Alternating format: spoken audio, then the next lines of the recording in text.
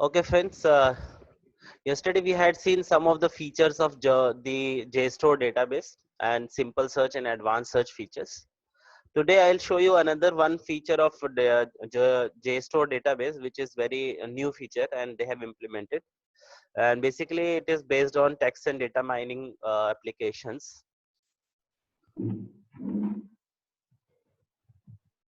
Okay. So yesterday what we had seen that we had seen the basic features and advanced search of JSTOR database.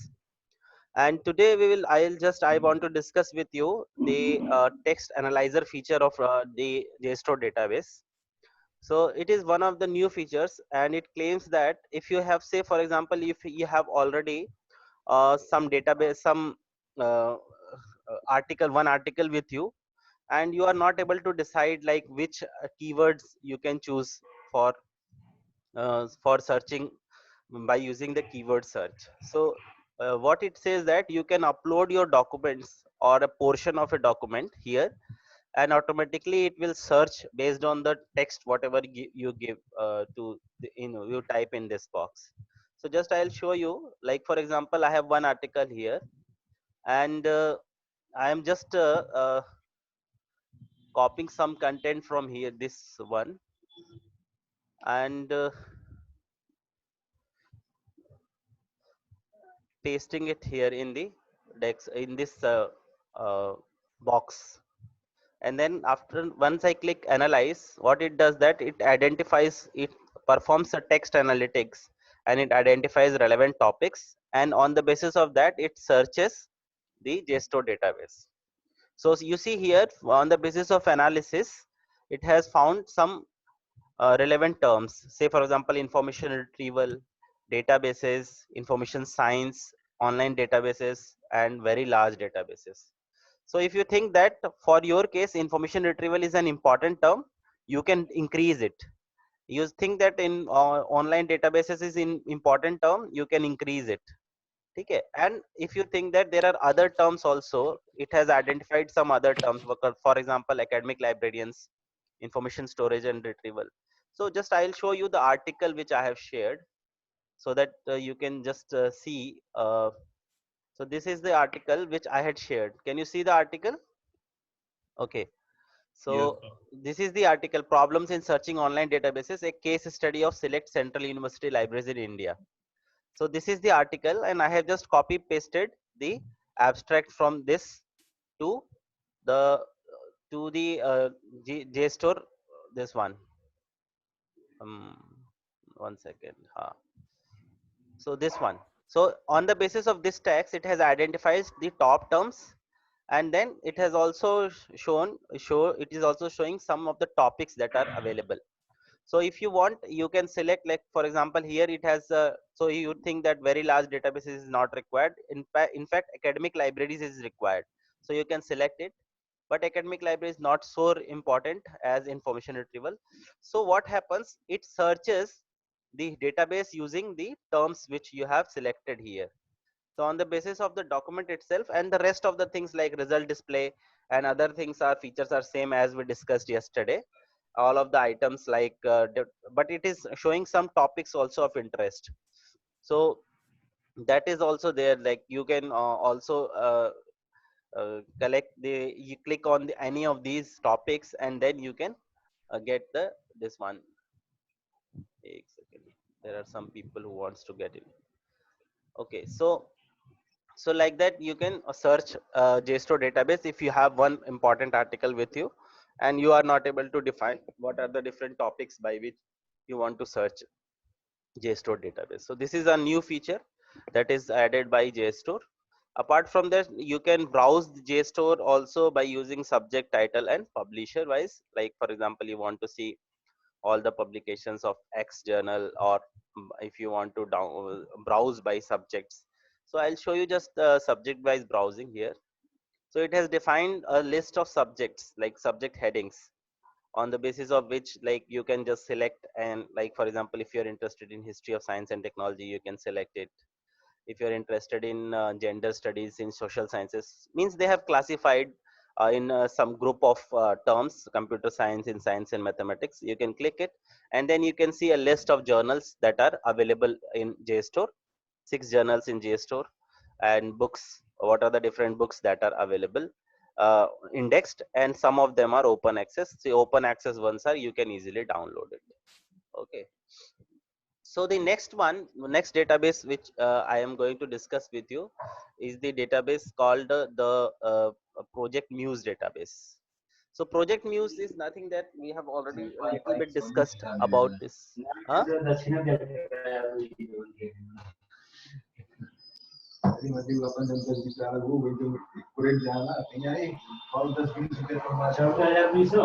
Prabhakar mic mute कर दो. Okay. So, so moving on, in Project Muse, we will discuss about the different features of Project Muse. So in Project Muse, you have two options, whether you can browse the collection or you can search here. In searching, first is very simple, like we have seen, say library management. If I search again for this term, so this is the search bar, and from here I have clicked on this one, and it has brought me some results.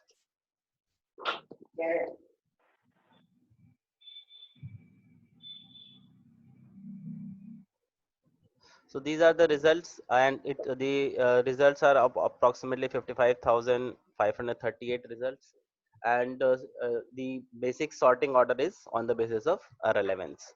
And then for a particular record, if I click on it, it will lead me to the record display page, where I can get the full details of the paper, if the paper is fully available, because I have just logged in using the my institutional login, because we have subscribed from BBIU, we have subscribed this Project Muse, so we are getting the access of this all, so I can access the whole record from here.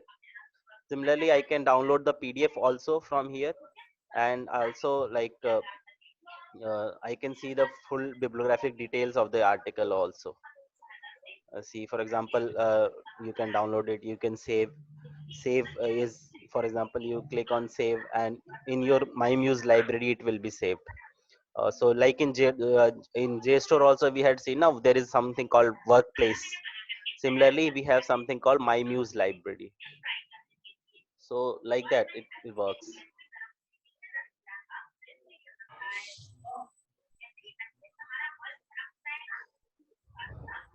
Okay, so you can mute your mics if you do not have any questions. If you have any questions, you can ask. Okay. And in between, I'll show you advanced search options. And in advanced search options, you have to select the fields in which you want to select. Say, for example, content is for the whole content. Title means only title you want to search. Author name and publisher if you have any. And then you can use and or none, means not operator, and or on and none operators. Similarly, if you need more rows, then you can add more rows. Okay, so all contents, only content you have access. You can put the filters in the beginning itself, search within my saved library, because if you can save all your, if you log in here, you can save this one. Content type wise, you can filter like only books you are interested, only journals, articles, reviews, issues we are interested. Then you can specifically search to a particular publisher also. If you know the publisher, you can directly click, because say for example, there are some journals on, they have same name but the publisher is different, then you can select the publisher also. Then keywords also you can specify journal wise, if you know the journal name and only in that journal you want to search, then that also is possible. And then language wise, if you are interested only in English language documents, you can select from here. And research area wise also you can select. Usually research area, in research we do not specifically target any research area, because the articles are usually dispersed in more than one research areas. So specifically you can select more than one research area if you are interested. Say for example, you are interested in broad research areas, you can select. And publication wise, you can select last 10 years, anytime this year. And also you can specify the uh, in later on you can filter by date also. So this is the advanced search feature. Similarly, you can browse also the collection in Project Muse. So you can browse all Muse. Yeah, you can just browse the books which are available, journals which are available, and then publishers which are indexed in Project Muse. So Project Muse is also a good resource for the mostly for social science humanities people, and because it carries a lot of those journals which are earlier published by societies, like associations and societies. So this is a good source for humanities, arts and history, geography and such kind of disciplines, philosophy, sociology. So such kind of disciplines are prominently indexed in this particular this one. uh, just I have one question. Yesterday we had discussed PMC or not, PubMed or not? No, sir. No, sir. Okay. So next is that is PubMed Central. PubMed Central is a database basically targeted mostly on life sciences and biomedical literature. So it is developed by US National Institute of Health, NIH, National Libraries of Medicine. That is their NIH National Library of Medicine. It is their database, and it includes lot of research databases, and you see here all databases.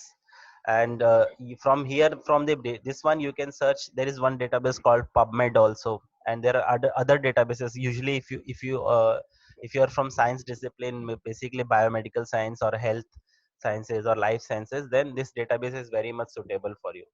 And PMC is one database that is called PubMed Central, that actually is a combination of all the journal literature that are published in biomedical life sciences field.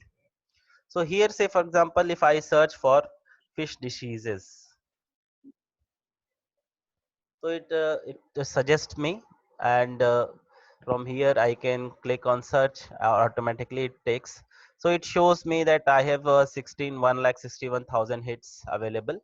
And I can also filter it by using NIH grants, means the National Institute of Health, United States. If they are granted research the publications, you can specify. And embargoed also. Embargoed means what happens now, like when you publish some research article, some of the publishers, they have some copyright problem. So what they do, that they will ask you that after 1 year or after 12 months or 8 months or 6 months only you can make your articles publicly available to anybody. During that period, the article can only be provided by the publisher itself, so that they can earn money while that period, during that period. So that is called embargo period. And so here embargoed articles also you can filter, because there are none, so that's why it is not hyperlinked. And similarly you can also basically publication year wise you can filter. Then research funders, there are different research funders wise you can filter, and some additional filters are also there. So you see here the records are arranged in or some order. And they have, whether they have, I'm just seeing whether they have disclosed the sorting order or not. So it is not disclosed, like how they have arranged the whether relevance ranking is applicable or not.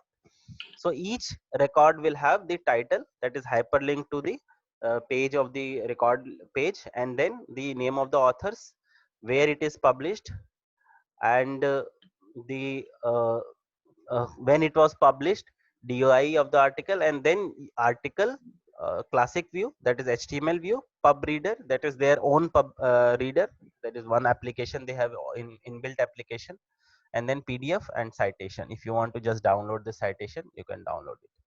And sidewise they also show you uh, the search details, like what are the search details that you have searched, the query that you have searched. So this is the query that we have searched here, so it shows. And I'll just click on the first hit just to show you what the item display page. So in the item display page, you can see the particular journal, and you can click on it, and you can see all the article published by that journal. The DOI is available, and for every document that is available on PubMed Central, there is one PubMed Central ID is given, and the PM ID is also given. That is the PubMed ID and PMC ID. That is PubMed Central ID. So some of the reference publications, sometimes you can just also use this id to get the records from here. Like Zotero, you can just paste this id and it will fetch the record, fetch the article and store it in your library. Then each the title of the article will be there. Then each author is hyperlinked, means if you want to search for the records in PubMed Central on the basis of the article, the particular author, then you can click on its his name, and it will be, there will be a new search based on the authors, and then the whole article can be read here. And each article is can be read here, or you can, from this side, you can download the article as in a pub reader format, or in EPUB format, or PDF format, or you can just download the citations. Another thing is that you can add it to your collection also. You can create a collection, but before that you will have to create your username and password, so that you at a one place you can see your all the saved items. Like I was discussing when we were discussing saved the search techniques features, then there it was one point was there, like you can save the items. Similarly, it also suggests the similar articles that are belonging to this article, that also you can see. And which articles have cited this article, that also details you can see. Like these are the articles which have already cited these articles. And then you can also, your recent activities is stored here. Whatever the recent activity you have done on PubMed Central, that is stored here. If you want, you can share this thing with others also by clicking on this one. Now we will go to the advanced search features of PubMed Central. And in the advanced search, you can see, there are a lot of fields available. You see, earlier in most of the databases, maximum there will be a title, content, or subject, or author. Only four will be there. But here you see, if you just want to search in the abstract only, so you can just select abstract, because if some term matches in the abstract, which means that that will be more relevant for your that paper will be more relevant. Similarly, if you want to see acknowledgements, like some person name or affiliation search, if you want to see that also, all fields is the default one. Then author we all know, then body, all words or only the key terms, if you want to search in that only. And then DUI, etc. In fact, you see the figure table caption also you can search. So usually in biology and others, more is interested in graphical figures and patterns, so that also you can search directly. And then you can search for other fields also, like journal wise or issue wise. And you can also select major topics from mesh is nothing but it's a kind of a subject heading, medical subject heading. And that also you can, if you know the subject heading or medical subject heading for that particular term, then you can directly search by it here. So it is fully mapped with the medical subject heading. As we were discussing now, there will be some thesaurus or subject heading implementation in databases. So this is one feature that is available in PubMed Central. So you can search the mesh, and you can copy the terms from there and directly search from this one. So the benefit is that if the article has not used that term, but that article is classified in the particular topic, then that article will be retrieved. Similarly, organism wise, you can also search. For example, you are working on some organism, say for example you're working on bats, so you can just select the organism and you can type the organism name, so that particular organism will be searched.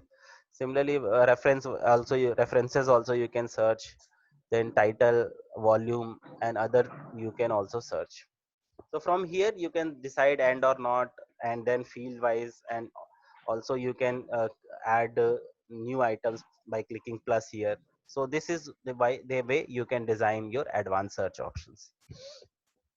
So this is one. And then history, the search history is also saved here, so that you can just keep record what you have searched. You sometimes, for example, you are writing a review article, and then you have to write in your paper when you conducted the study, how many records were retrieved.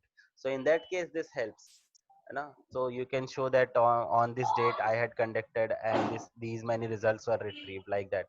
If you are aware of a review paper, then in that case you have to mention it. So the next database that we are going to see is the now we have almost covered all the databases. uh, like example of typical databases, we have seen the example of one publisher database, for example Emerald Insights we have seen. Then we have seen the database of archival databases like JSTOR and Project Muse. And then also we have seen the subject specific database, that is called PubMed, we have already seen. So subject specific. And now we will see some of the search engines, scholarly search engines that are available in the uh, field. And so basically if you see that basic search engine that is available is Google Scholar. But before going further with Google Scholar, one should be aware that the way Google Scholar indexes is very similar to Google search engine. So as you might be aware that Google search engine means what it does, that it visited all the pages on internet and fetches the pages and indexes it and gives you search facility on the top of the pages. So the problem with, but in Google Scholar what happens, they try to be specific with only academic material. But the problem with the Google Scholar is that it indexes everything whatever it gets on the internet. So it will have some unauthenticated journals also, or any publication. So it is on the user side to define and differentiate whether the particular journal is published properly or authentic or not. So the searching is very simple. Just click on any just type any keyword and just click, and then it will provide you a list of this one records and the number of records like you do on Google. There's nothing much difference here, and only difference is that it doesn't have item display page. So if you click on the title, it will lead directly to the database. You see here in the either is this side, left side down. So you see that it is directly linking me to the page of the where the document is stored. So this is one, because it is search engine, so it is not storing the full metadata, but only just for indexing purpose it stores. But a little information it provides. For example, what it provides title of the document sometimes, and also author of the document, where it is published, the name of the journal, and then the year, and also the URL from where it is retrieved. And if the PDF is fully accessible, that PDF is also link is also provided. Similarly, a little context is it also it provides the context also, like say for example it boldens the particular word by which you have searched. And then you can star it. Star means you can save it in your library. And say for example here you see the my library button is there. So if I put a star here, it will be stored in my library button. Then you can click on cite button.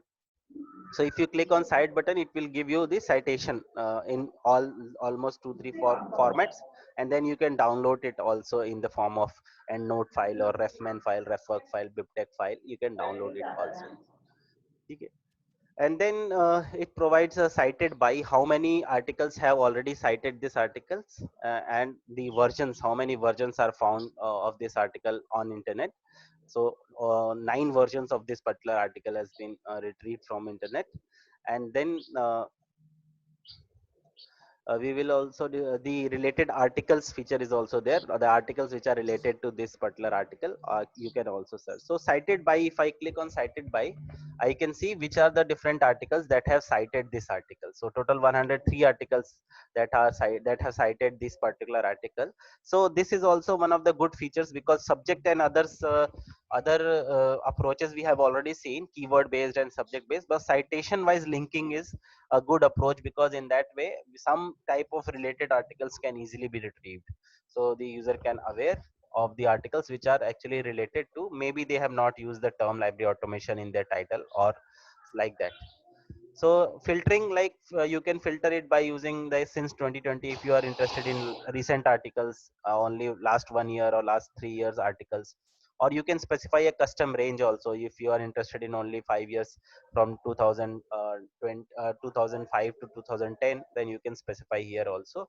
And you can also sort by relevance. By default it is sorted by relevance ranking, but if you want, you can sort by date also. So the most recent one will be on the top of this one. And then you can also create a alert also. So alert means that this term, whenever a new document is added in the database on the basis of this term, then one mail will be sent to your registered email, where you will get the one email that these are the new records that are added in the Google Scholar database. That is one feature. And then in my profile you can create your profile here, and then in my library whatever records you save, those records will be available in my library. And if you go to the advanced search features also say with all words exact phrase means exactly you want to search that particular portion. Then you want to search without words mean not operator. So they have not disclosed it properly whether and or not, but they are more disclosed in a proper way by writing a statement like all words means and operator, exact phrase means phrase searching, at least one means or operator, without means not operator. And if you are interested in anywhere in the article or in the title, only two, this one. And then you want articles authored by, author wise if you want to search, you can put the author name here. If you want a particular journal name, then you can specify the journal name. And you can also, if you want only articles published in particular, but the publication date wise it is little bit clumsy in the sense that because it takes data from internet. So sometimes what it does that it takes the data from the update date, not from the published date. So sometimes it will be difficult if it is not very properly indexed in terms of the date. So if you have any questions here, we can see. Nito, I'll move forward.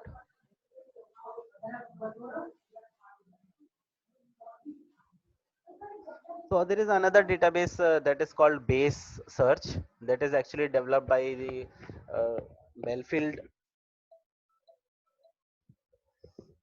That is developed by Belfield library people, and that is called Belfield Academic Search Engine. So basically, it is directly fully academic search engine, and then here you can directly search with keywords like we do usually.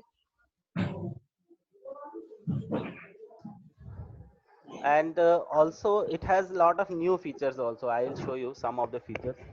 Like for example, verbatim search means as it is the phrase searching. Additional word forms means the word forms means like for example I have searched library automation, so it will libraries also it will convert. Automation means automating also, it will automatically it will create, so that the all the variant forms automatically it will search by default. Then boost open access, one button is there, so all the records which are open in access that they are on the uh, top of the list, they will be on the top of the rank list. And then you can sort your results on the basis of relevance, that is by default. And then you can also put the author wise, title wise, or date of publication wise, you can sort the results. Then you can refine your results on the basis of author, subject, and Dewey Decimal classification also it supports. So if you are aware of Dewey Decimal classification, then you can also uh, do this on the basis of this. Then content providers, lot of universities are data they have taken from different universities and institutional repositories, so that is there. You can select if you want, if you know that a particular database is interesting to you, then you can select. For example, see UNESCO, and then Utah University, LIS, PLOS publications, that is another big database. So you can select by that. Then access wise also, open access, non-open access, you can select. If I click on a particular record, it will lead me to the actual database from which it is actually being generated. So that particular record I can see. Then I can click on detailed view. If I am interested in detailed view, then I can see the it stored publisher metadata, year of publication, subject, or a URL, content provider, which is the content provider from where it is. I can email this, add to favorites, and you can I can export the record in RIS format, or so that I can download it for Zotero and other things. So this file will be downloaded on your system. If I go to advanced search option, here also I can put the advanced search entire document, title wise, author wise, this all we can put. Then publication year wise, if I am interested in last 10-year publication. So these are the databases which you need when you are doing a literature review section. Okay, then you can specify all text, book text, like that. You can different filters are available. If you go to browsing this one, you can browse by dv decimal classification. What dv decimal classification, if you are interested, you can browse by that also. If you know document type and access, you can also browse. Say for example, they have divided the whole dv decimal classification scheme, and if you can specifically browse also records, and it maintains search history also. So whatever the documents you have searched, that you can see later also, so that in future you can in your literature review section, you can write how many records were retrieved from this. So today we will stop here, and in the next class, maybe tomorrow, we will discuss about the features of uh, other databases. Like we will discuss about two important databases, Scopus database and also Dimensions database. So after that, this particular electronic database portion will be finished. Thank you.